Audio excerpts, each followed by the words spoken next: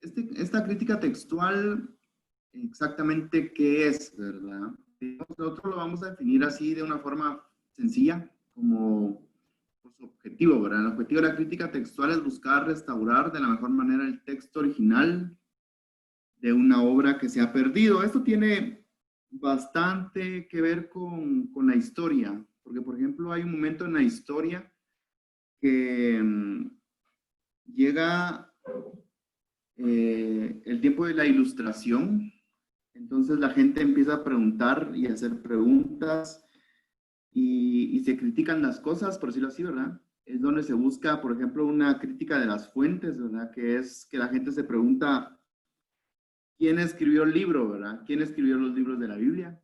Digamos, cuando era algo que usaba fuentes orales, cómo las usaba, de dónde vino el escritor y todo, ¿verdad? Entonces se preguntan todo este tipo de cosas y a la larga eso trae una respuesta, ¿verdad? Porque así como todos se preguntaban de dónde pasan las cosas, pues se investigó y se buscaban esas respuestas. Entonces, por ejemplo, y yo les voy a poner ejemplos, soy muy gráfico y me gusta mucho también que se pueda comprender el texto, ¿verdad? Digamos, nosotros, imaginemos esto, ¿verdad? Nosotros venimos y entramos a una librería cristiana y queremos pedir 4 Biblias y pedimos nuestras 4 Biblias. Entonces, venimos y decimos, por favor, puede venderme 4 Biblias, ¿verdad? Y resulta que entonces la persona nos dice, miren, mire, ¿verdad? Vuelva en 4 meses y medio, ¿verdad? Entonces, creo que aquí, déjenme ver la pantalla, creo que se parece, está separada, no debería verse así. Voy a compartir.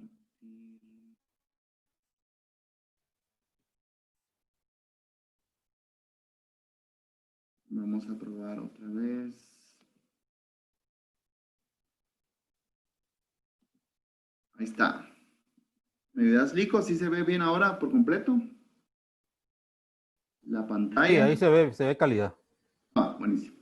Bueno, entonces imaginemos esa escena, ¿verdad? Compramos nuestras Biblias, pero nos dice, mire, vuelve en 3 meses y medio, ¿va? Y uno dice, ¿pero por qué?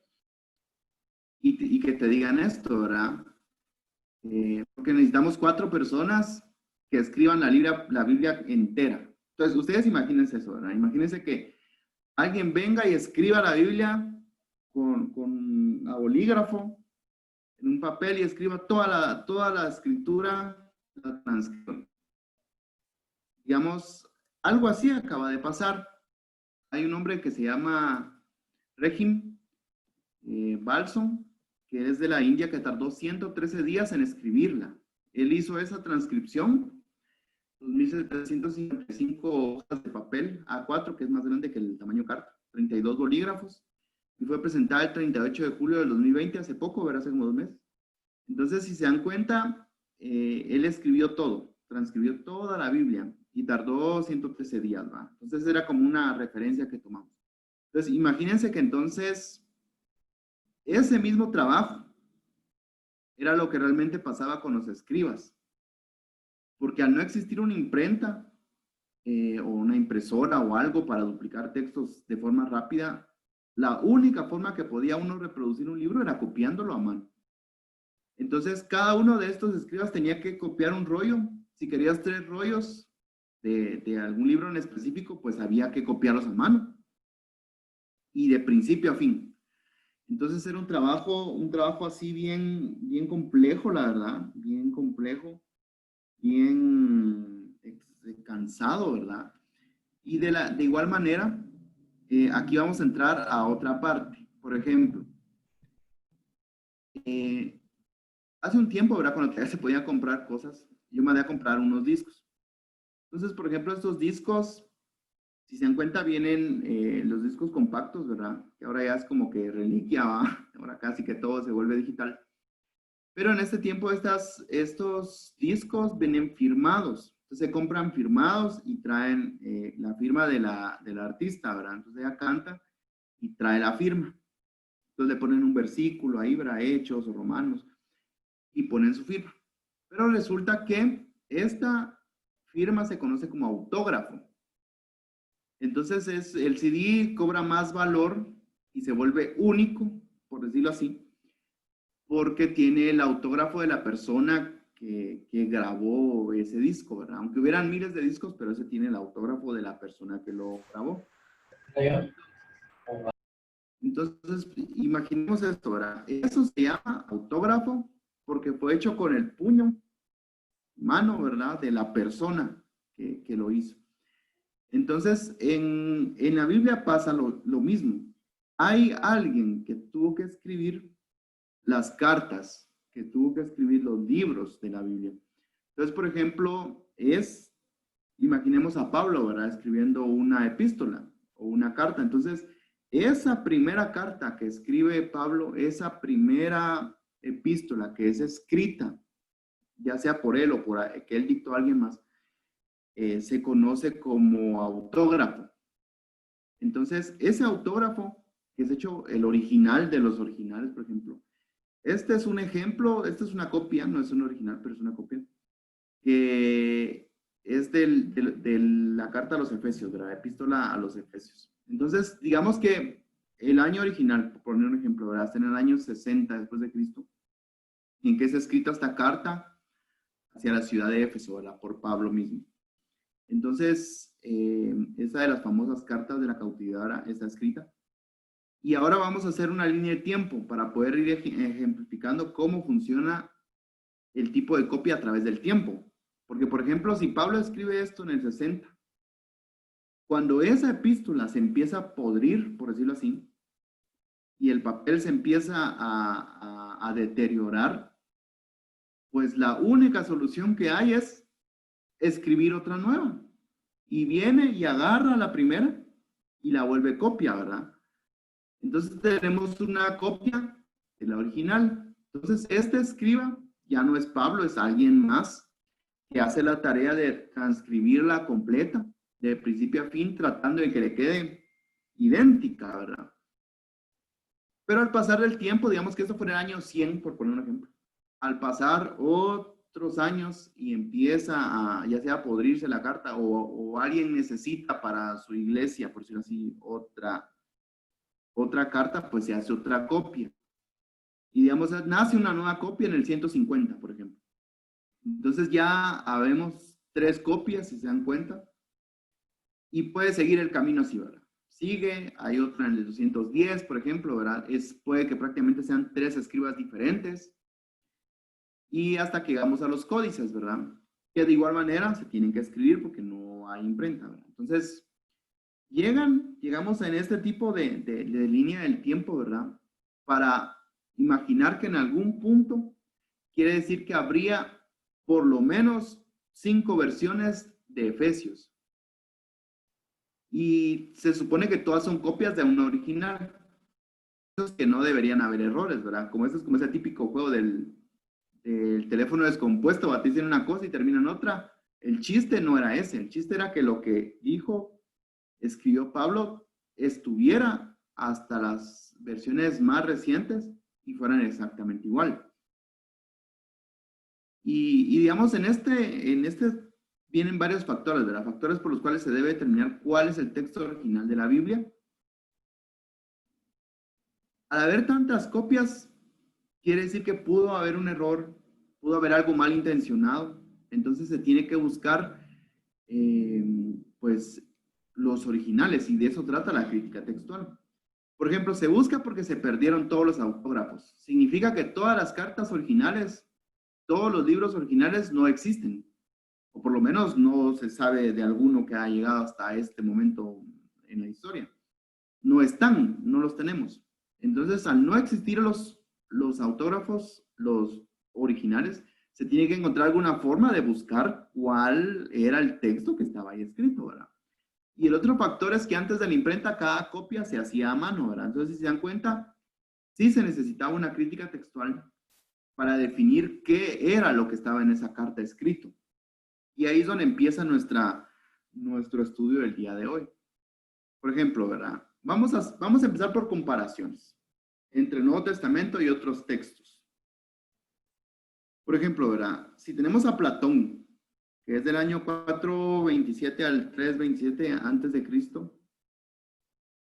El primer, eh, se puede decir que códice que tiene algo escrito de Platón está en el 895 después de Cristo. Entonces, este códice tiene alrededor de 1100 años de distancia, en el que no sabemos cuántas copias pudieron haber, o sea, pudieron haber 10, 15, 20, 5 copias ahí en medio, que nadie sabe dónde están. Por lo tanto, en todas estas copias, en cualquier momento algún escriba pudo haber agregado o quitado algo. Entonces, la cuestión que está al final es muy difícil entonces de comprobar qué es lo que escribió Platón. Siguiendo ahora con papiros, ¿verdad? Hay un papiro que se llama por el lugar donde se encontró, ¿verdad? Papiro Oxirrinco, que tiene fragmentos de la República de Platón.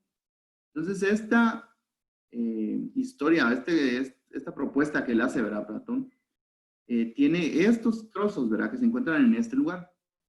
Entonces, por ejemplo, estos papiros de Oxirrinco, para poder hacer una comparación, ¿verdad? Fue descubierto por estos arqueólogos, ¿verdad? En Egipto, Pine Greenfield y Arthur Holmes, un antiguo vertedero de basura, ¿verdad? Entonces ahí encontraron, dice, ¿verdad? Que en 1898, desde ese año han armado y publicado más de 5000 documentos y en cientos de cajas del tamaño, los fragmentos son del tamaño de un cornflakes, ¿verdad? Una hojuela de maíz grande, como se pueden ver en la imagen, ¿verdad?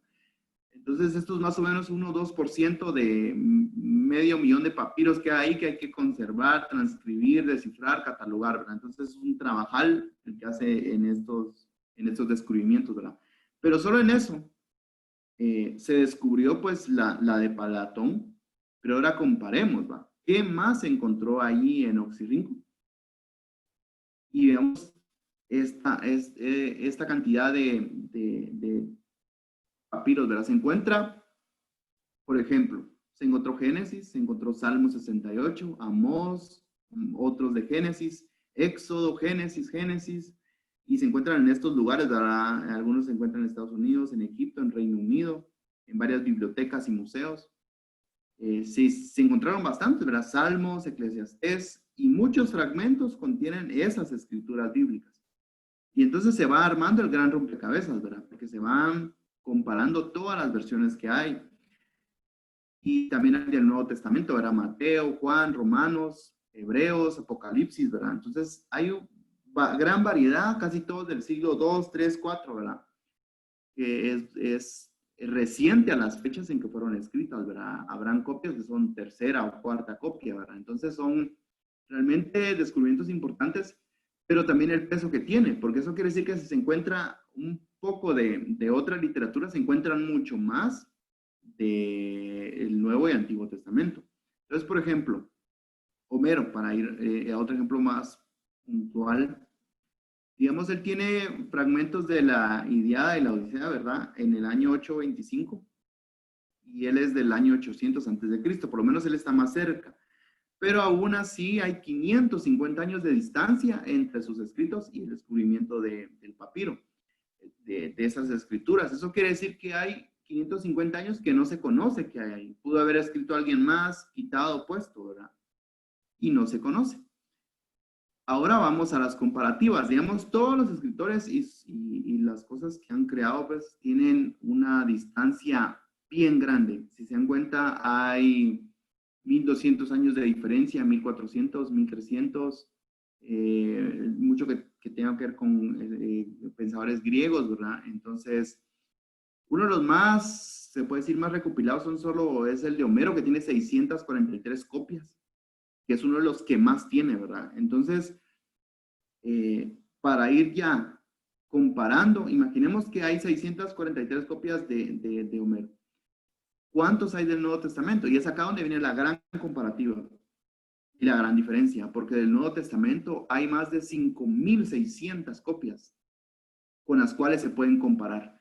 Eso quiere decir que si tenemos en cuenta que además el tiempo de separación es de 30 a 60 años, o sea, prácticamente son casi que copia en segundo o tercer nivel, y vemos que realmente los escritos casi que al mismo tiempo, entonces hay mucha confiabilidad. Entonces, por ejemplo, Homero de exactitud tienen un 95%, mientras que el Nuevo Testamento tiene un 99.5%.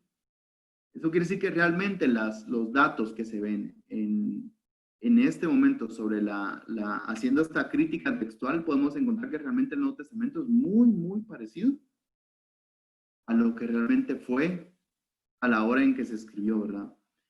Y de ahí vamos a pasar ya después de esto, a varios ejemplos, ¿verdad? Vamos a ver fuentes de evidencia. No vamos a ver todos, porque hay bastantes. Y vamos a ver solo varios. Igual ya se fueron viendo en los anteriores, pero acá solo es un repaso así rápido para poder hacer una comparativa al final. Digamos, los papiros son designados con una letra P. Van del año 125 hasta el siglo 8, ¿verdad? La mayoría del siglo 3 y 4 es donde más hay. Y entre fragmentos y secciones más grandes hay unos 88 papiros conocidos, ¿verdad? Entonces hay bastante material en papiros, que son los más cercanos, ¿verdad? A los originales. Se puede decir que son como los más fuertes, se podría decir, en peso. De ahí tenemos sus colecciones más famosas. Chester Beatty, que está en el tercer siglo, tiene el P45, 46, 47, todos van como numerados. Se encuentra en Irlanda. Aquí tenemos varias fotografías, ¿verdad? Del museo donde están ahora todos estos papiros. La colección Bodmer, que van del siglo 2 al 7, ¿verdad? Que son 66, 72, 73. Tenemos ahí varios. Ese es el que está en la fotografía, ¿se encuentra? Tenemos la John Ryland, que está en la biblioteca que está en Manchester, Inglaterra. Entonces se encuentra, hay varios fragmentos. Pero el más importante de esa colección es el P52.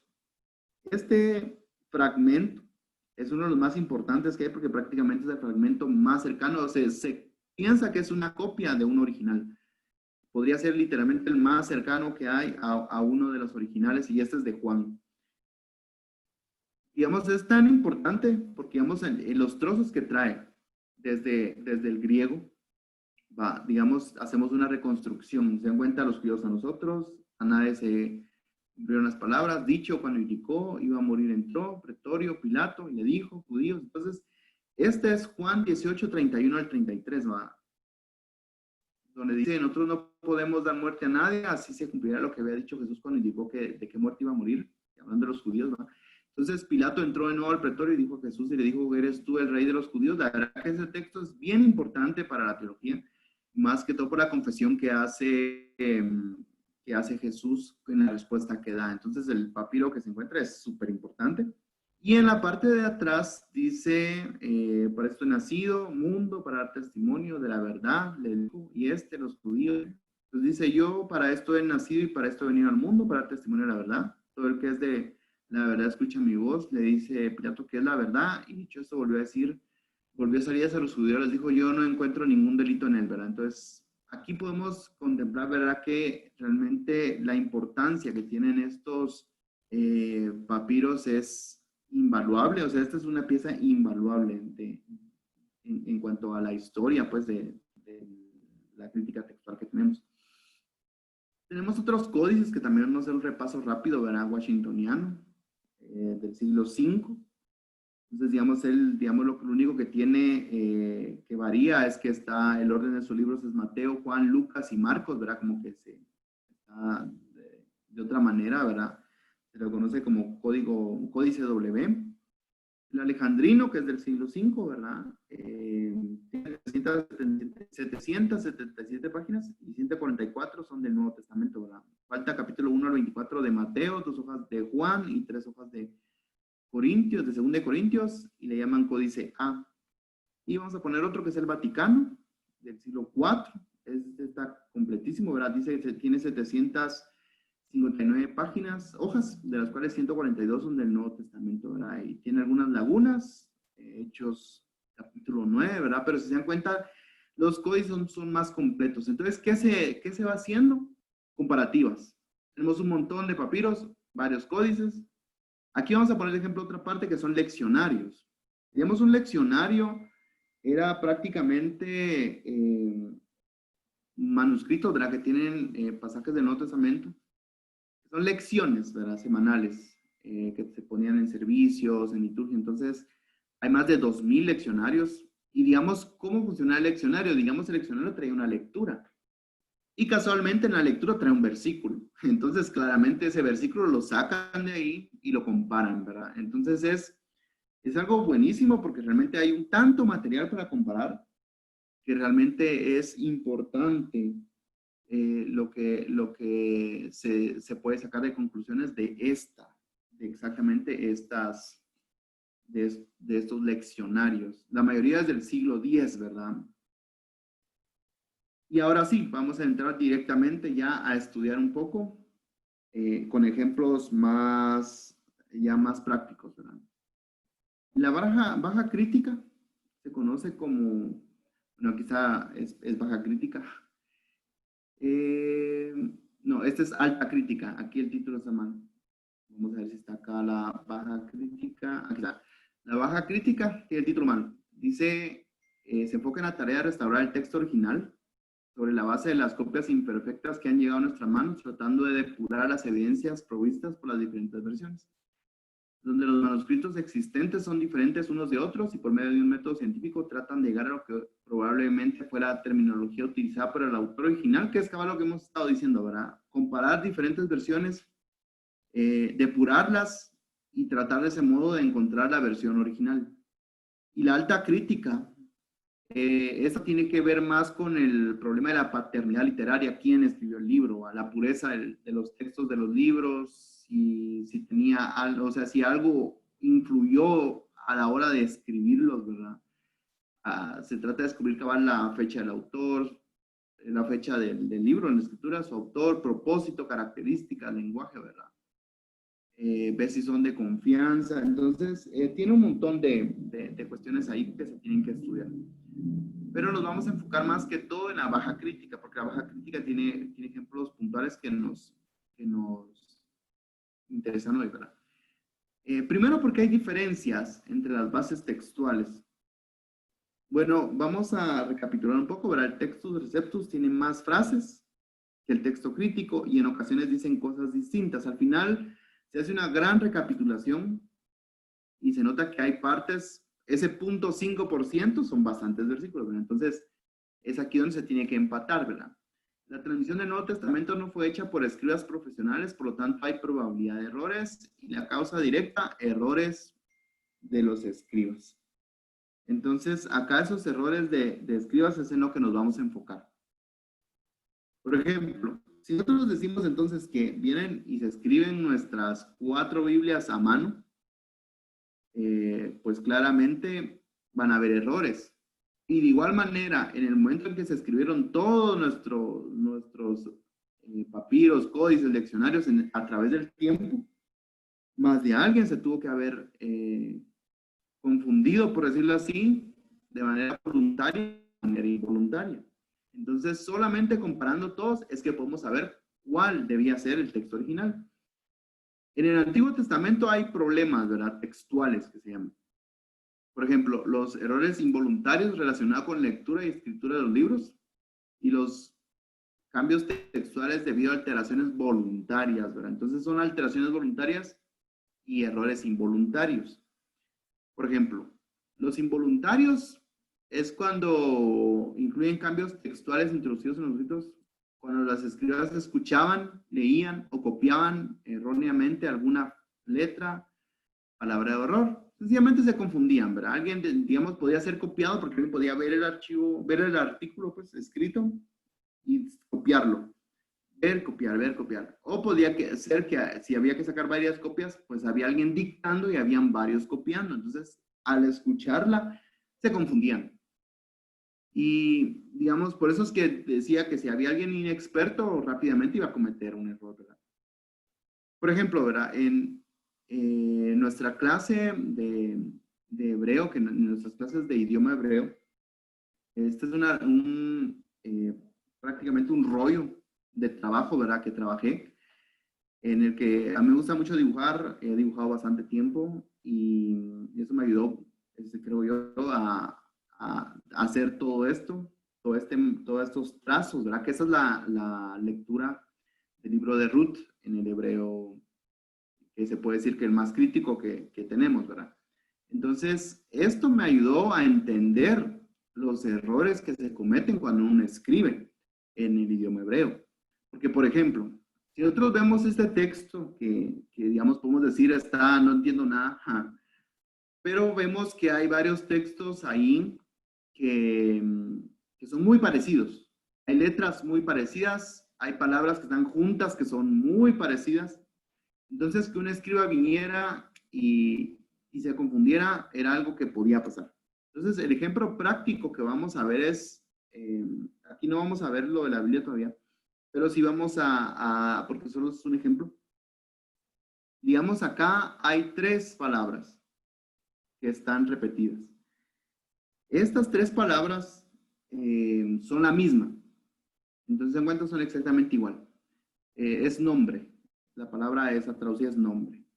Entonces, digamos, si el escriba yo vengo y en la primera parte yo levanto la mirada y miro la palabra nombre, copio, termino de copiar, veo la palabra nombre, bajo la mirada, escribo y vuelvo a levantarla, pueda que yo, el mismo nombre de la línea 1, piense que ya la escribí y me salte a la línea 2, porque como es lo mismo, entonces literalmente yo me voy a estar comiendo, por decirlo así, saltándome todo esto que está en anaranjado.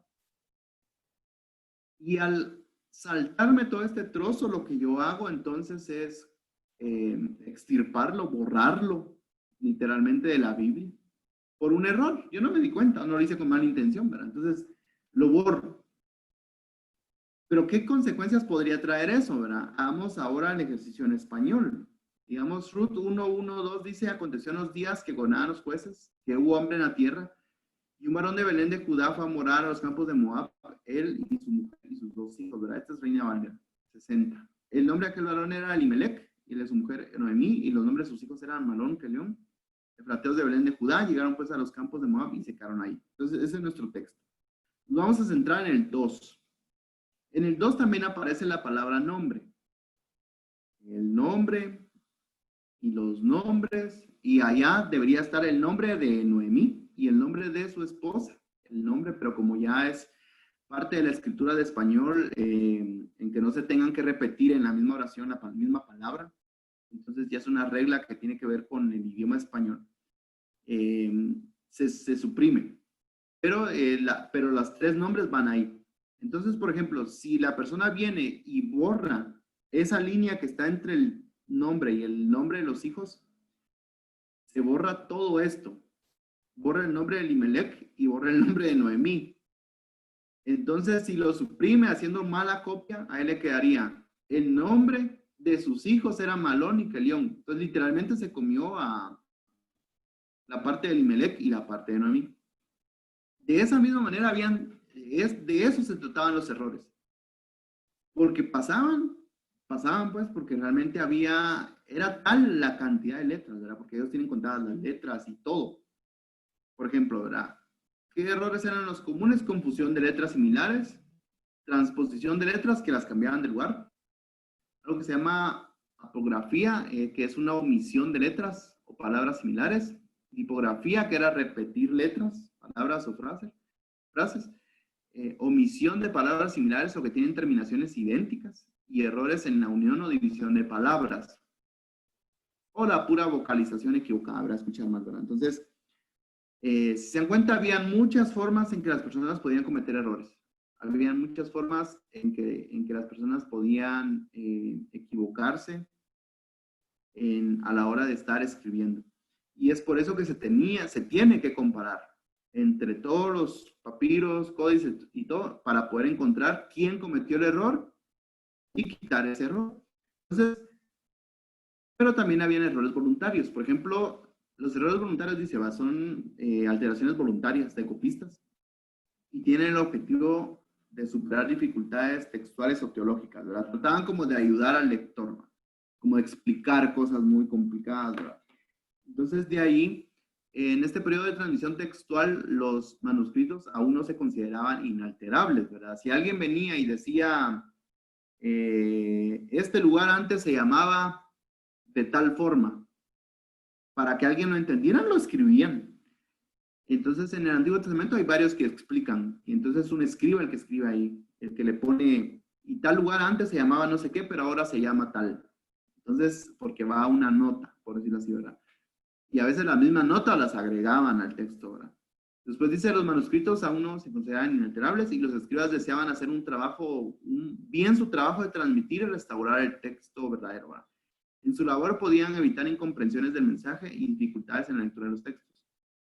En algunas ocasiones las añadiduras son letras o palabras que confirman una posible interpretación del texto. Él mismo se ponía a interpretar el texto, ¿verdad? O a alivianar cosas teológicas, ¿verdad?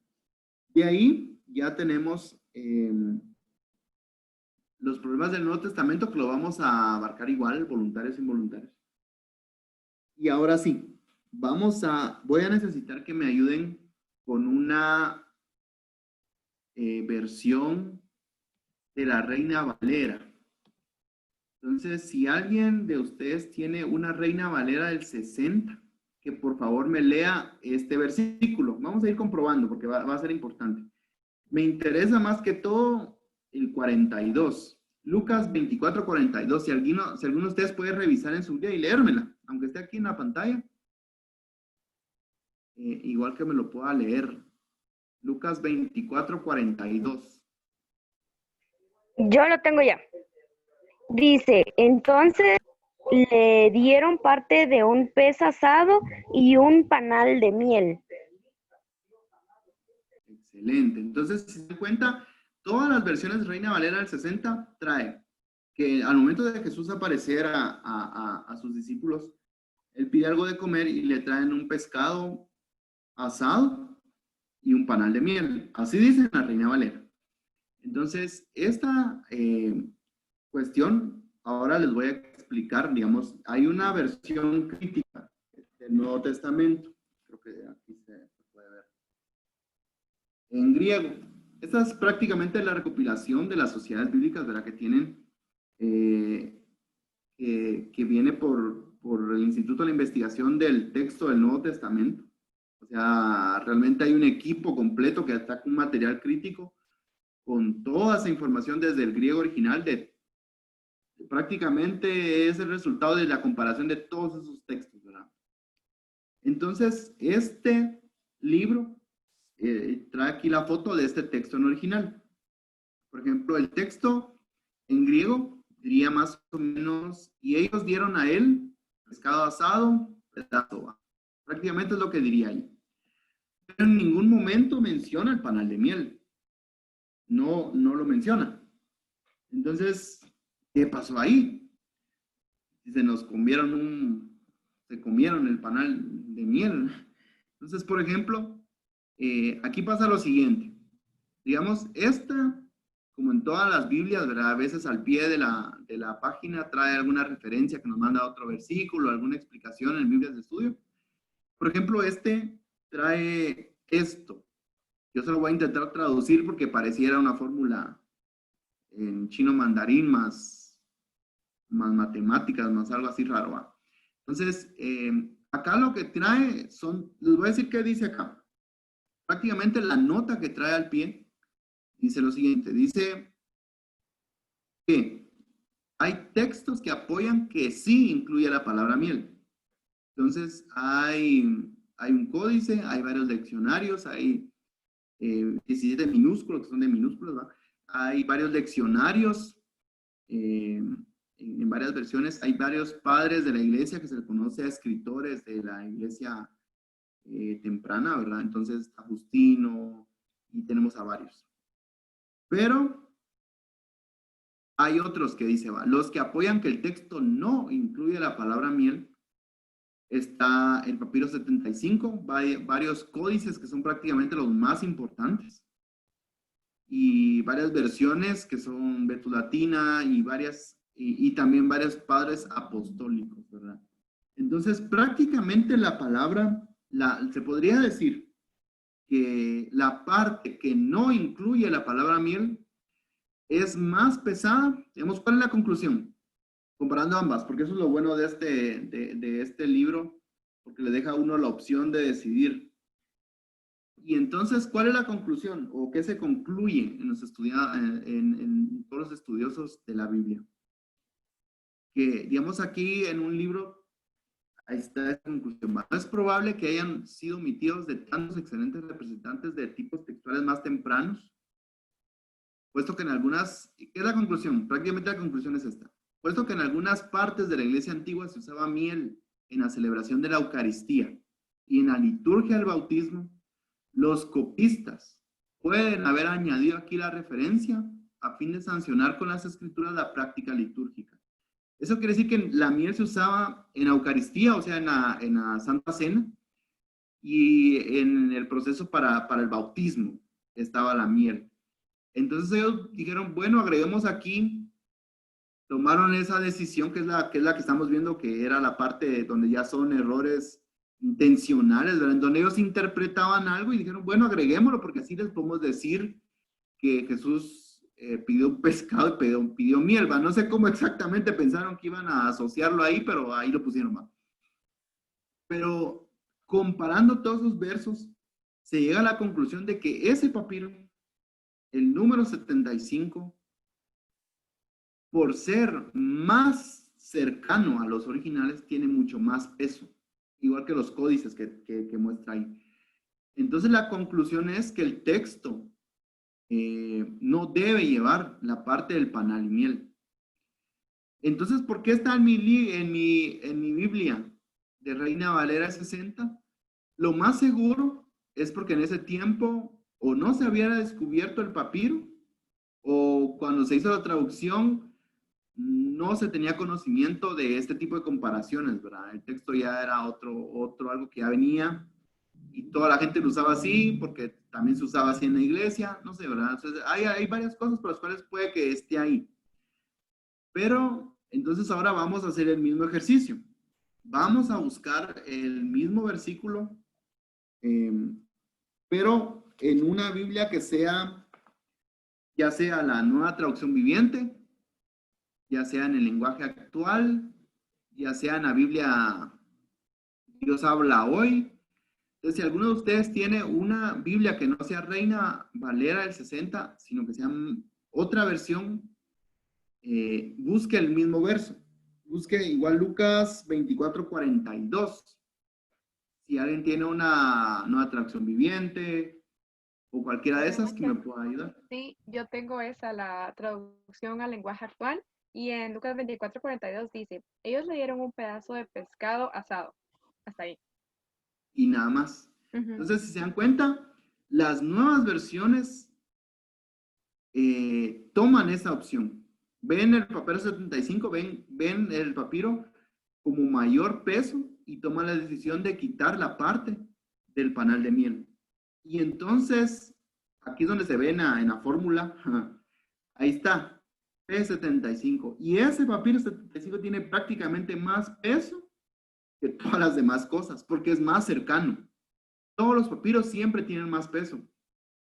E igual varios códices, ¿verdad? De los unciales, ¿verdad? Los que están como más fuertes y más completos. Entonces, la versión Dios habla hoy dice, le dieron un pedazo de pescado asado. Ya no pone la versión del panal de miel. La Nueva Traducción Viviente dice, le dieron un pedazo de pescado asado. Ya no ponen el panal de miel. Y la traducción actual que acaban de decir, ellos dieron un pedazo de pescado asado. Entonces, se dan cuenta, ya no se toma esa versión porque los descubrimientos de papiros y todo esto siempre está en movimiento. Entonces, quiere decir que es sano el tener una postura abierta a estos textos de la Biblia que necesitan actualizaciones. Y sí es bueno. Nosotros a veces pensamos que hemos canonizado prácticamente la Reina Valera 60. A mí me encanta Reina Valera 60. Todo el pueblo creyente prácticamente se aprendió los versículos tal y como estaban, aunque las terminaciones fueran vosotros y estéis, ¿va? Cuestiones muy de España. Entonces, pero se lo aprendieron y se usó como la forma y la herramienta de predicación muchísimos años, ¿verdad? Entonces, pero debemos tener esa apertura, ¿verdad? A las nuevas versiones. Aún la misma Reina Valera, en su versión actualizada, ya no trae lo del panal de miel. Entonces, y trae una nota que dice, algunos manuscritos agregan un panal de miel, pero ya es una nota, ya no lo ponen como la parte principal. Entonces, es así como realmente es tanto trabajo, se podría decir, ¿verdad? Para llegar a este tipo de conclusiones, si se dan cuenta, nuestra Biblia no está escrita solo así porque sí, realmente hay un trabajo intelectual gigantesco atrás que nos brinda confianza en que lo que estamos leyendo es lo más cercano a lo que fue escrito. Se podría ver muchos ejemplos más, pero por el tiempo vamos a ir concluyendo. Pero no quisiera dar un ejemplo, uno de los ejemplos más grandes que se puede decir sobre el descubrimiento de nuevos manuscritos, porque realmente los manuscritos, entre los nuevos que se van descubriendo, eso provoca como pulir más el texto.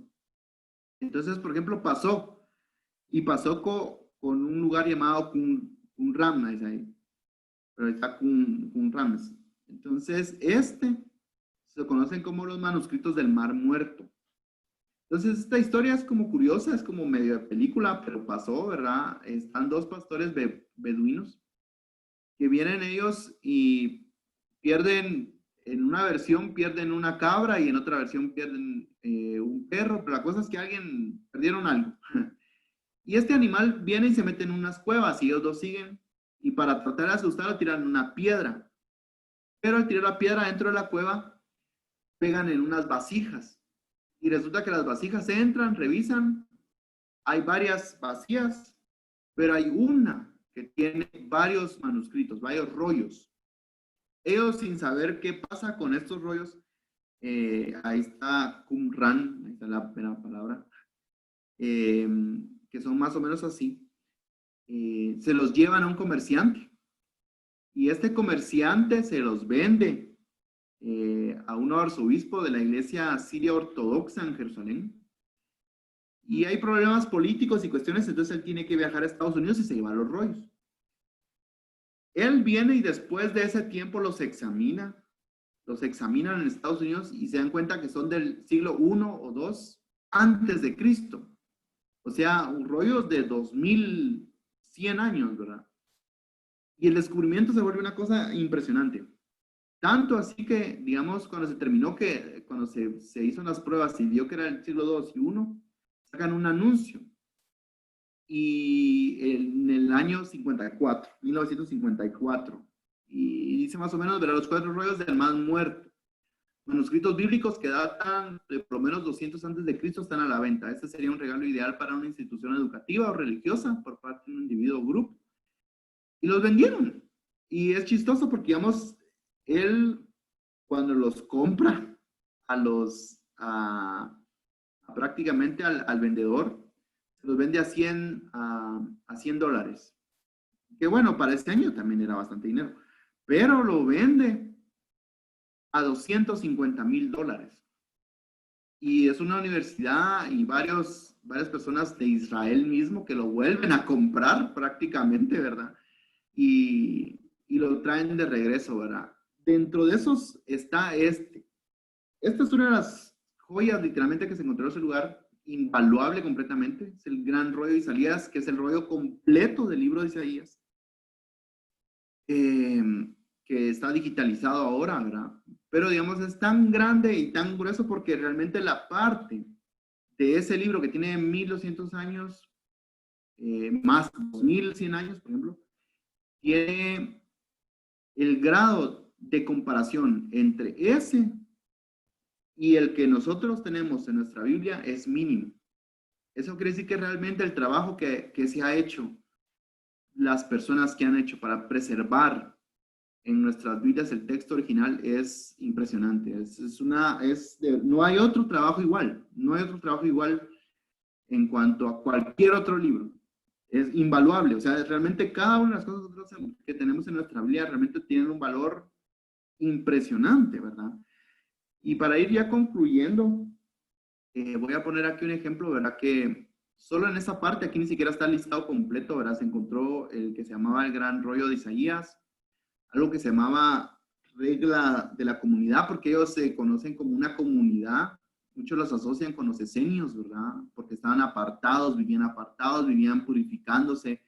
Pensaban que las personas, o sea, en las ciudades no vivían como una forma pura, ellos se iban, se alejaron de todos.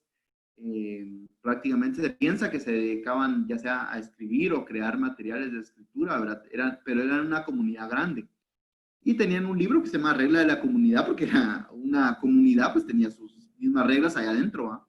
Tenían un comentario de Habacuc, ¿verdad? Que es un profeta, ¿verdad? Entonces, la regla de la guerra, los himnos, varios fragmentos del libro de Génesis, de Éxodo, Levítico y de todo, ¿verdad? Aún hace poco, en el 2000, déjame pensar si es 17, se descubrió todavía una cueva más, porque de ahí toda la gente se volcó y es difícil, pues, porque así como llegó gente académica que compró todos esos libros para universidades, para museos, mucha gente llegó y los saqueó, los robó. Entonces hay mucho material que está en colecciones privadas de personas, ¿verdad? De mercado negro y de cualquier lugar. Mucho de eso se puede ver, digamos, nosotros en Guatemala tenemos mucha cultura maya, ¿verdad? Y si se dan cuenta, hay una película que se llama Museo, que muestra eso, ¿verdad? Cómo trafican todo este tipo de materiales, vasijas, todo lo que encuentren, ¿verdad? Y muchas de esas cosas ni siquiera están acá, ¿verdad? Muchos códices de acá están saber dónde, ¿verdad? Entonces, en otros museos, en otros países. De igual manera, hay descubrimientos que se hacen y la gente llega solo a robarse piezas que son invaluables y se las llevan, ¿verdad? Entonces, muchos de esos fueron robados, fueron saqueados, pero por lo menos esta cuestión que quedó sirve para ese mismo estudio, porque se hacen comparativas, se vuelven a hacer nuevas ediciones, y ese fue uno de los ejemplos más grandes de que realmente el texto bíblico sigue prácticamente perfeccionándose. Y si algo para manera de conclusión puedo dejarles, ¿verdad? Que la crítica textual aporta seguridad a los textos. Realmente lo busca. ¿Y por qué es tan importante esa crítica hacia los mismos textos? Porque alrededor del mundo, cada domingo, ustedes imagínense cuántos pastores, obispos, sacerdotes leen un pasaje de las Escrituras. Y ese pasaje de las Escrituras tiene que ser lo más cercano posible al texto escrito. Y por eso es la gran importancia de la crítica textual. Que realmente lo que se lea alrededor del mundo, el pastor cuando se pare en el púlpito tenga la confianza de que está hablando la palabra de Dios. Y de eso se encarga esta parte académica, ¿verdad? Y realmente aquí vamos llegando ya a nuestro final del curso, de esta pequeña introducción, que al final es pequeña pero abarca de todo, de introducción a la Biblia. Realmente nosotros estamos muy felices de que ustedes hayan podido continuar hasta ahora, ¿verdad? En esta aventura, ¿verdad? Voy a dejar de compartir un momento. Quiero compartirles desde ya una encuesta. Esta encuesta, más que todo, está creada para poder mejorar, ¿verdad? Nuestros cursos, para poder mejorar el material que se va a compartir. Yo les voy a compartir un link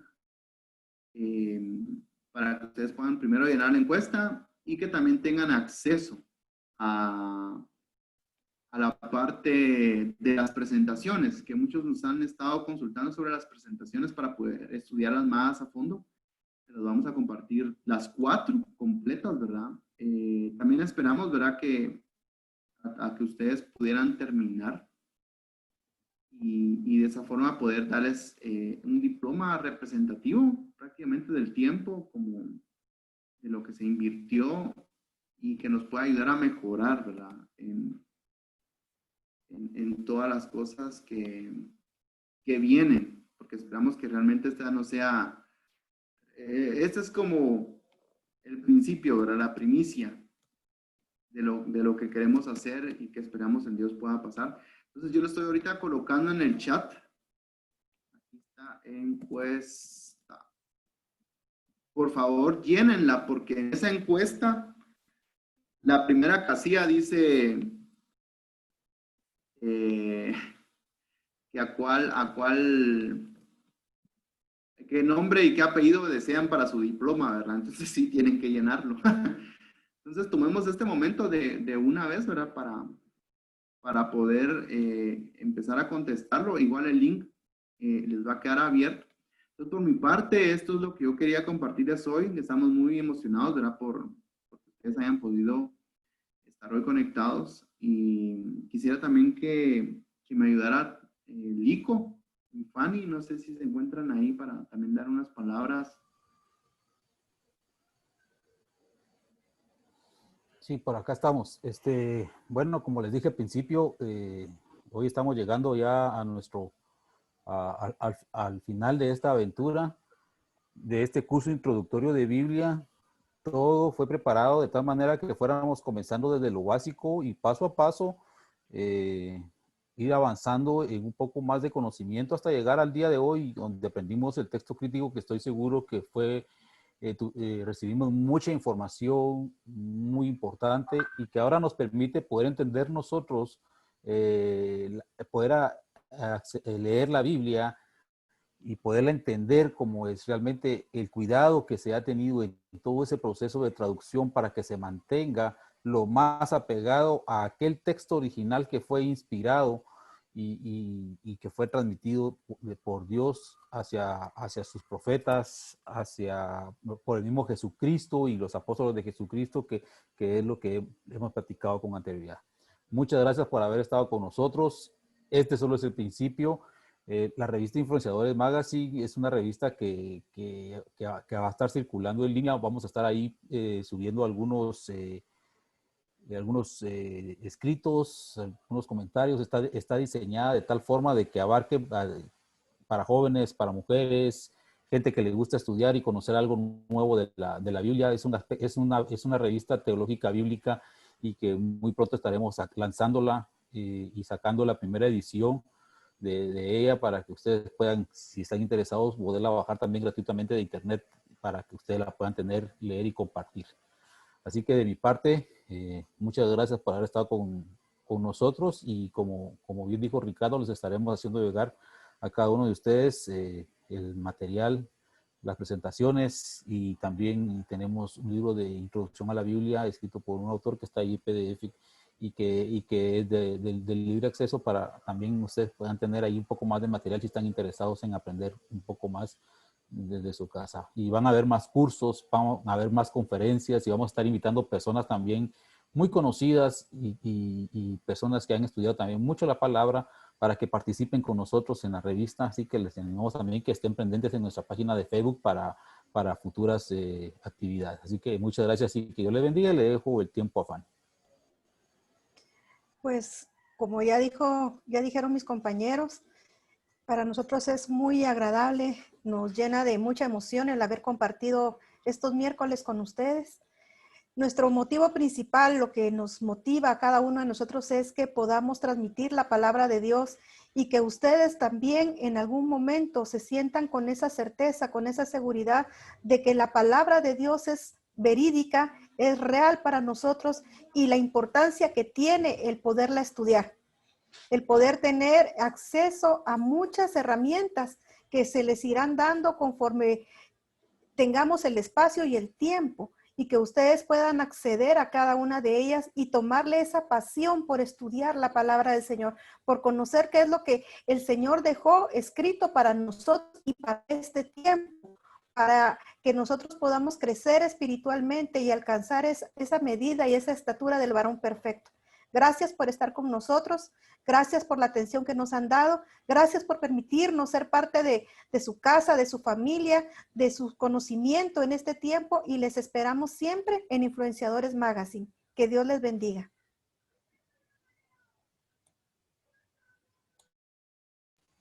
Entonces, te dejo el tiempo, Ricardo, ya para terminar. Sí. Igual les comento que ya estoy recibiendo sus encuestas. Por favor, sí, llénenlas, porque sí es importante para conocer los diplomas, ¿verdad? Que vamos a estar entregando. Y de igual forma, hay una pregunta ahí sobre si están interesados en alguna forma en llevar este tipo de curso a sus iglesias, ¿verdad? De igual forma pueden escribirnos a nuestro correo, ese correo se contesta, estamos atentos ahí siempre. De igual forma siempre se puede llegar a algún tipo de plan. Y muchas gracias por haber estado presentes, ¿verdad? Estamos agradecidos por eso y esperamos que realmente puedan seguir buscando de esa manera la escritura, ¿verdad? Creo que son momentos en los que la palabra de Dios necesita ser expuesta. Entonces, es el momento indicado para los humanos buscar herramientas, no buscar solo un tiempo pequeño, sí dedicar tiempo a la lectura, a la hora de hacer sermones, a la hora de hacer nuestro trabajo. Dediquémosle tiempo, todo será recompensado y es necesario. Las personas necesitan esta esperanza, ¿verdad? Que están en las escrituras, ¿verdad? Entonces, muchas gracias y esperamos que los veamos en los próximos.